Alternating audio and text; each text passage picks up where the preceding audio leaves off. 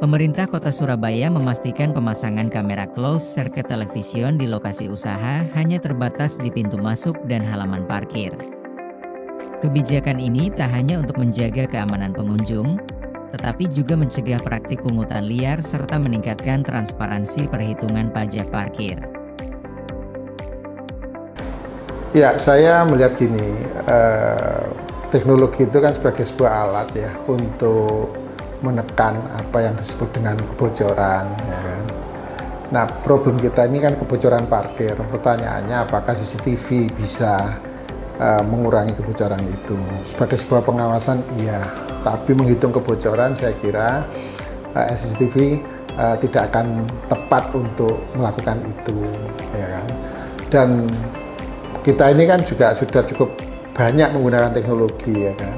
Dulu kita punya kotak, ya kan, yang diletakkan di pinggir-pinggir jalan itu. Kemudian ada lagi pakai QRIS, ya kan.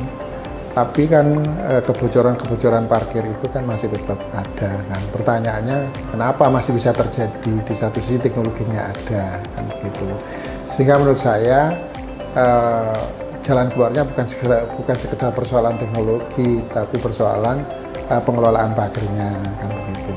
Kalau melihat parkir ini kan sebuah ekosistem kan, ada tukang parkir, ada pengelola parkir, dan pengelola parkir itu kan tidak langsung berhubungan dengan dikelola oleh Dishub kan, tapi kan mungkin ada pihak-pihak lain yang juga ikut mengelola dan bekerja sama dengan Dishub untuk membantu pemasukan parkir. Nah, justru persoalannya sebenarnya ada di sana. Selama ini apakah benar kan begitu? Pendapatan dari parkir yang dipungut langsung dari konsumen itu memang jumlahnya seperti itu. Nah, tentu ini yang mesti harus diawasi, dan yang paling utama adalah persoalan SDM-nya, kan gitu. Artinya ada share yang memang yang kemudian orang merasa tidak harus berbuat sesuatu, tapi dia bisa bertanggung jawab, kan gitu. Nah, problem ini yang mesti harus dibangun di lapangan, sehingga kita akan mendapatkan parkir yang betul-betul sesuai dengan kondisi lapangan dan bisa menekan apa yang disebut dengan kebocoran-kebocoran itu. Sebenarnya secara normatif ya, itu kalau pemasangan kan untuk memudahkan semuanya ya, terkait masalah pengawasan, kemudian pembinaan SDM, kemudian goalnya kan terkait masalah pendapatan itu. Tapi mestinya yang harus diutamakan itu terkait masalah perubahan secara normatif secara keseluruhan. Di samping katakanlah pemasangan CCTV, kemudian juga ada terkait masalah SDM, kemudian masalah infrastruktur, kemudian lembaga-lembaga lain yang terkait di bidang parkir ini. Kondisi parkir Surabaya akan dioptimalkan ya. Mestinya harus ada perubahan sangat mendasar. Misalnya saya tadi dengar contoh misalnya dinas parkir akan dirubah menjadi perusahaan daerah, itu bagus. Karena apa? Ini akan memotivasi untuk meningkatkan PAD. Kemudian yang kedua, meningkatkan pelayanan. Yang ketiga, menguntungkan masyarakat. Karena selama ini masyarakat sebagai objek oleh jukir-jukir di lapangan. Karena apa? Fakta di lapangan, kondisi parkir itu dalam tanda kutip itu 24 jam. Dan lokasi parkir itu tidak menentu. Nah, ini sampai sekarang dinas parkir itu nggak punya titik-titik tanda-tanda yang bisa melakukan objektivitas terhadap lokasi parkir tersebut. Yang selama ini hanya asumsi. Nah, makanya kalau misalnya ada perubahan pembahasan nanti saya yakin pendapatan bisa dihitung, pembinaan SDM bisa ditingkatkan. Kemudian yang terkait masalah pelanggaran-pelanggaran termasuk keuntungan-keuntungan masyarakat itu juga bisa ditingkatkan. Rencana CCTV dipasang hanya di area halaman tempat usaha, bukan di dalam area privat bisnis. Fungsinya untuk keamanan sekaligus menghitung jumlah kendaraan yang terparkir, sehingga potensi kebocoran pajak bisa dicegah. Sebagai alat bantu ya kan, untuk pengamanan ya, karena dengan teknologi itu kan bisa dilihat. Tapi kan fungsi lapangan keamanan itu kan fungsinya Satpol PP, fungsinya kepolisian. Nah, parkir ini kan ada hubungannya dengan peraturan daerah, sehingga mestinya kawan-kawan Satpol PP bisa dijadikan bagian dari pengawasan di lapangan, ya, supaya tingkat kebocoran bisa ditekan, kan begitu. Nah, gimana bentuknya? Tentu pertama petugas parkirnya yang mesti harus dilatih, ya kan, bagaimana melakukan sesuatu yang tidak merugikan satu sama lain. Yang kedua, watak atau perilaku menyimpang itu kalau ada yang mengawasi kan akan menjadi tertunda, kan segitu. Sehingga fungsi kawan-kawan Satpol PP sebagai penegak perda mesti juga harus ditingkatkan, tidak sekedar kemudian seperti yang sekarang ini, ya kan, pengamanan, pengawasan, tetapi fungsi-fungsi yang lain tidak dimaksimalkan. Menurut saya fungsi pengawasan parkir mesti juga menjadi bagian yang harus dilakukan oleh kawan-kawan Pol PP, sehingga di lapangan petugas-petugas yang di lapangan itu tidak melakukan hal-hal yang sesuatu yang mungkin menyebabkan terjadinya kebocoran. Pengusaha sebenarnya siap mendukung pemasangan CCTV asal tujuannya jelas dan tidak memberatkan. Kebijakan ini dianggap membangun kejujuran dalam berinvestasi. Kebijakan ini berhubungan dengan turunnya pajak tempat parkir yang harus dibayarkan oleh pemilik usaha, yakni awalnya 20% menjadi hanya 10%. Artinya pendapatan asli daerah Surabaya semakin turun. Pajak yang dibayar digunakan untuk memberikan berbagai bantuan kepada masyarakat.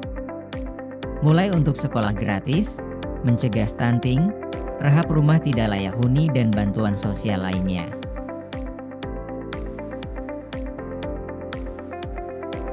Saya lebih sederhana, serahkan pihak ketiga, kan gitu aja. Tinggal kemudian Pemkot menentukan share pendapatannya seperti apa, sehingga seperti itu Pemkot juga tidak repot-repot, ya kan, mengurusi yang terjadi di lapangan, tapi memaksimalkan pendapatan dari parkir bisa dilakukan. Ya, itu hanya sebagai salah satu. Karena poin terbesar itu sebenarnya kan problem pertama, ya. Lokasi parkir Surabaya itu mana sih? Tandanya apa? Titik-titiknya mana? Kan tidak semuanya. Karena apa? Ada beberapa lokasi parkir, nanti saya bisa menunjukkan tuh data-data itu, ya. Di rumah, di jalan gang, di jalan raya, itu parkir itu larinya kemana? Itu ke kantong-kantong jukir, bukan ke PAD. Ini salah satu contoh, dan itu tersebar di hampir semua lini yang ada di kota Surabaya. Dan ini waktunya 24 jam. Termasuk nanti parkir-parkir yang ada izinnya. Apakah betul izin-izin parkir yang diberikan itu sudah memberikan kontribusi yang sesuai? Nah, hal seperti ini harus ada perubahan. Makanya saya mendukung sekali kalau ada ide bahwa dinas parkir diubah menjadi perusahaan daerah.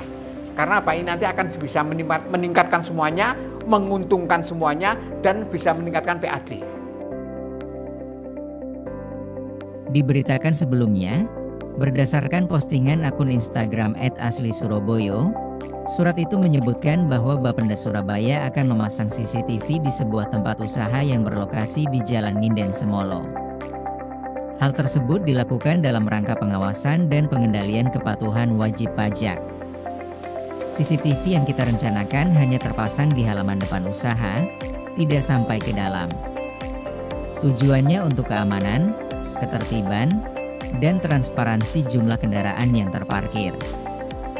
CCTV tidak akan menyorot aktivitas pengunjung di dalam restoran maupun kasir. Kamera hanya ditempatkan di halaman parkir dan beberapa titik jalan untuk keamanan. Namun beberapa pihak lebih mendukung ada BUMT untuk mengurus perparkiran di Surabaya. Menurut saya itu BUMT yang ngurusi perparkiran, ya, karena ini kan duit besar, ya kan begitu. Nah, digunakan pihak ketiga, tinggal kemudian target Pemkot dari parkir itu berapa, itu yang saya kira ini akan lebih jelas, dan energi Pemkot juga terlalu terkuras untuk urusan-urusan yang seperti itu. Nah, itu salah satu poin bisa. Tapi karena lokasi parkir tidak sama, tempat tidak sama, kan tidak semua harus bisa diakses seperti itu. Contoh kalau misalnya titik-titik parkir dengan loket, dengan apa itu kan kalau di parkir yang khusus itu bisa. Tapi kalau yang di parkir yang sifatnya identik bagaimana? Nggak ada. Yang terpenting sebenarnya pemerintah Kota Surabaya harus merubah semuanya itu, apakah dengan dengan perusahaan daerah parkir atau apa. Yang terpenting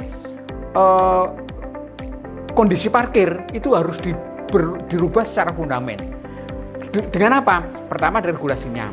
Yang kedua, tempat atau lokasi parkir itu dioptimalkan, diberi tanda yang betul-betul. Karena apa? Dari tanda dan lokasi itu nanti bisa dideteksi, bisa diantisipasi berapa jumlah keuangan yang masuk, berapa jumlah yang keluar, berapa SDM yang disediakan, berapa petugas yang disediakan, itu bisa dideteksi. Selama ini nggak ada. Saya yakin angkanya itu semrawut kalau saya bilang itu. Karena apa?